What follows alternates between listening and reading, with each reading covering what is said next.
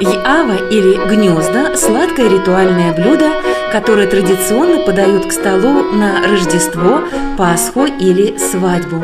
Готовят его из дрожжевого теста без добавления сахара.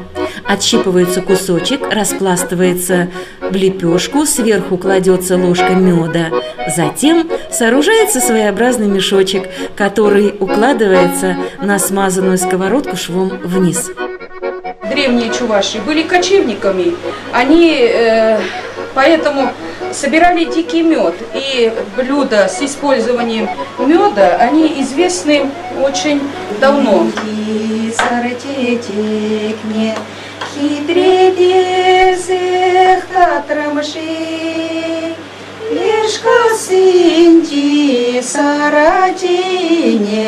Хитредесых саврамыши, лишка синди сарадине, хитредесых саврамыши.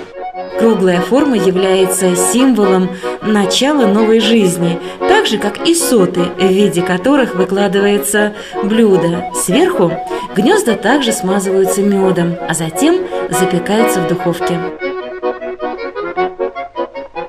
Подрумянилось. Это означает, что блюдо уже готово. Так, достаем. Так, достаем и ставим. Получилось у нас гнездо, готово к употреблению. Выкладывать их желательно в том же порядке, в каком они пеклись.